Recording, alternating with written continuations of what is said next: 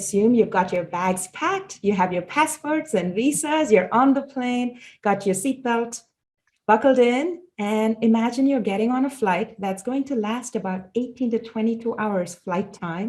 You're ending on the other side of the world to India. And India is one of the oldest civilizations in the world. It's the 7th largest country in the world. And when you enter India, what you're going to experience is an abundance of, it's a multicultural experience. You're going to have this rich heritage. It's almost a fusion of old world and new world. You will be walking through bustling old bazaars, but you may also walk into a swanky high-tech shopping mall.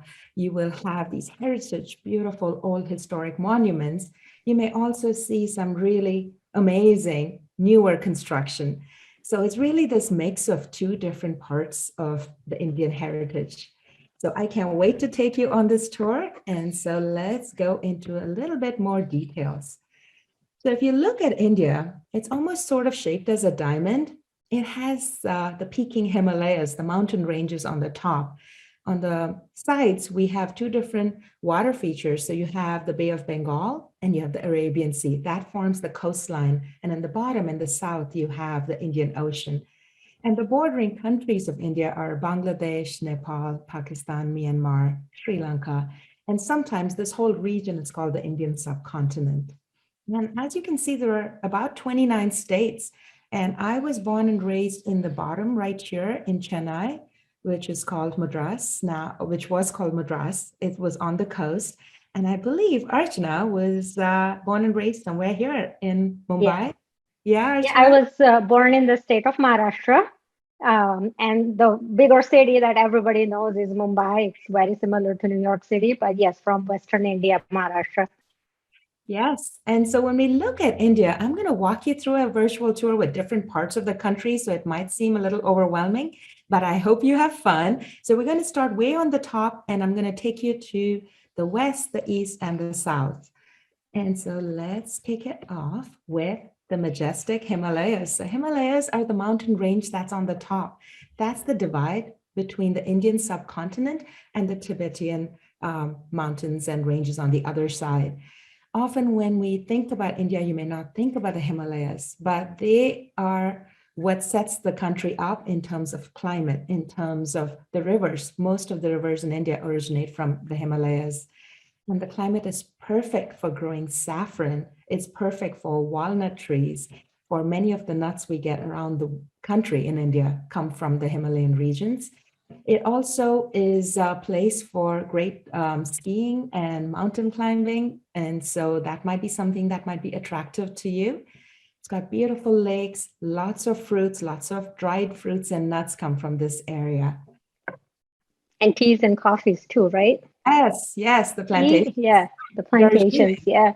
Right, Darjeeling tea comes from the Himalayan range, from the foothills, and also basmati rice is grown in the foothills of the Himalayas. So it's a spectacular place. Next, I'm going to take you to Amritsar, and this is the Golden Temple. And in India, what you may not realize is there are quite a few religions that practice peacefully. So there's Hinduism, which is the predominant faith, but there's Sikhism, there's Jainism, there's Buddhism, there's Christianity, there's those who follow Islam. So you have all the different faiths functioning together. And this temple here is one of the most holy places for those who follow the Sikh religion. Moving on to Red Fort. Now, this is in Delhi. Delhi is the capital of India. And what's interesting about the Red Fort is it was designed to be the capital by Shah Jahan, who was the 5th Mughal emperor. He decided to move the capital from Agra to Delhi. And this was in the around 1648, 1658 AD. And it's beautiful. It's made from this red stone. And that's why the name Red Fort, or it's called Lal Killa in Hindi. Another side fact is that India has about 18 to 22 official languages, not dialects, but languages. And so what that means is depending on which part of the country you go to, there's an actual full-on language with different script.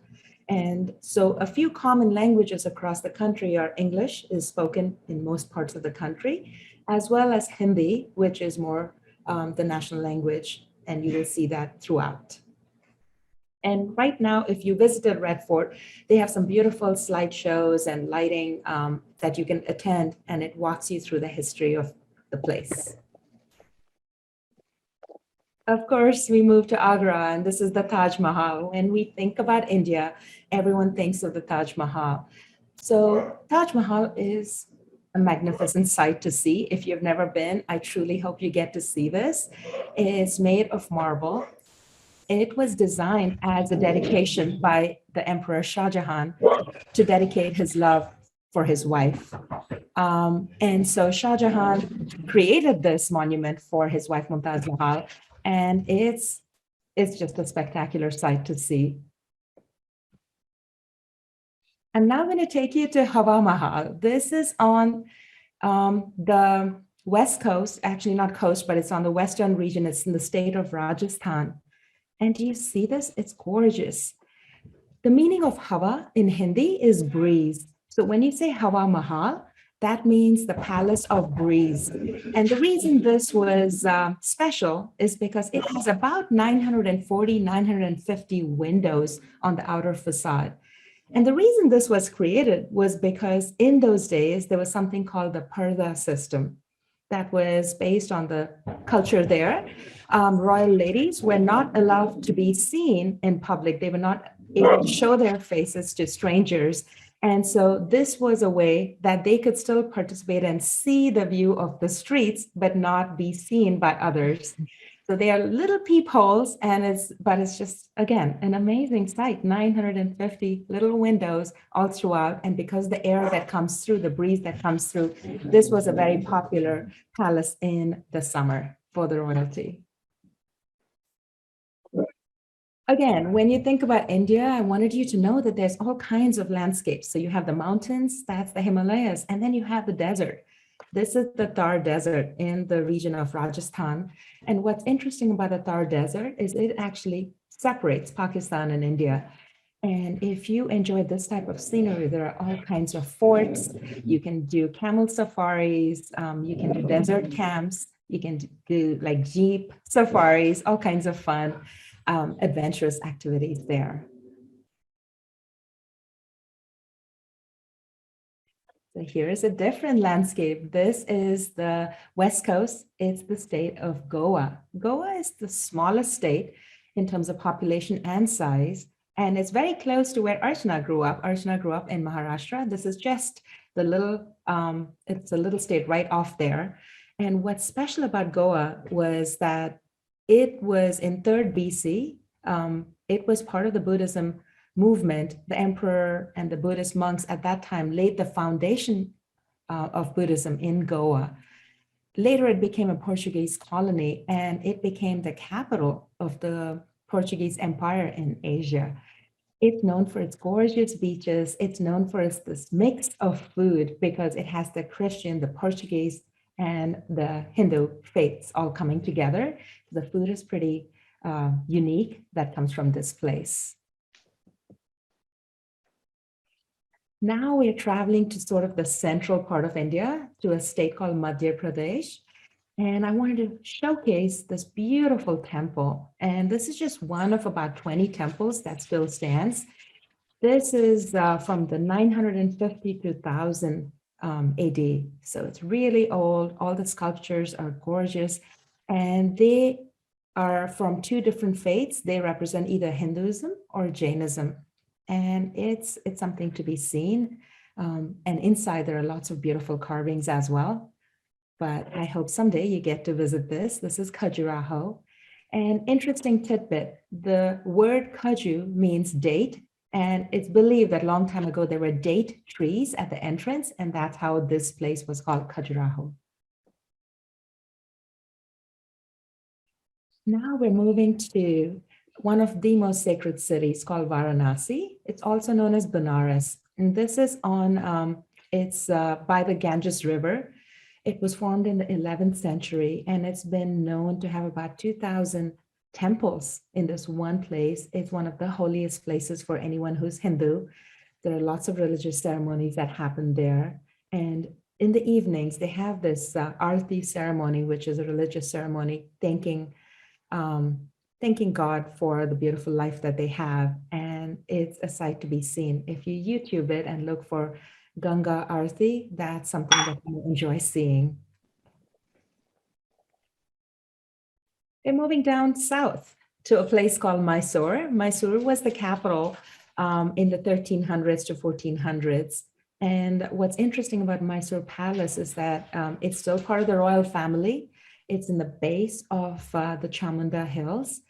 And if you look inside, it is stunning. This is a picture from inside the Mysore Palace. It's very close to a popular city called Bangalore. If you've heard of Bangalore, it's sort of the high-tech Silicon Valley of India. And this Mysore Palace is very close to that, about a couple hours drive from there. So if this is something that you enjoy, I would recommend visiting Mysore. The outer facade is made from gray granite, and the inside has got all this gold leaf work, and it's gorgeous. So as you can see, different landscapes. So now we're going to the southern state of Kerala. And Kerala is known for its lush green, almost tropical, subtropical forests, lots of backwaters. You can rent a houseboat and live on there for a few days. You could go to they have a lot of sanctuaries, wildlife sanctuaries. So if you like safaris, you can go see some wild Indian elephants, tigers, langur monkeys. If you've heard of Ayurveda, which is the ancient science from India, there's a lot of Ayurvedic treatments that were originated in the state of Kerala. So this is something you may enjoy. And this is again a feature of Kerala. Kerala has these plantations. They are known, the weather is perfect for growing tea and spices. Kerala is a place you could get some really good black pepper, cardamom. You can get tea, of course, and ginger. They're known for those spices. And finally, we're ending up in my home state of Tamil Nadu. So Mahabalipuram is it was built in 7th and 8th century AD. There were about 15 to 20 structures, but now there are maybe 3 left. They believe archaeologically that there are some buried in the ocean down there, but this is a very popular site. It's called the Shore Temple. It has a lot of beautiful rock sculptures, and it's now a heritage site. They even have destination weddings here. And growing up in Southeast India, I was used to seeing the best sunrises there. And when I moved to LA almost 30 years ago, now I get to see the best sunsets here. So I'm right by the ocean, both places, and it's a blessing. But Mahabalipuram is just about 45-minute car drive away from Madras, which is the main city, which is now called Chennai. So that is basically a rapid tour through India. We've seen the mountains, we've seen the ocean, we've seen the desert. And I also wanted to tell you that if you enjoy wildlife, there are some beautiful sanctuaries. You can go see tigers and lions and elephants and rhinoceros. So everything there, just make a visit. You're going to never regret that.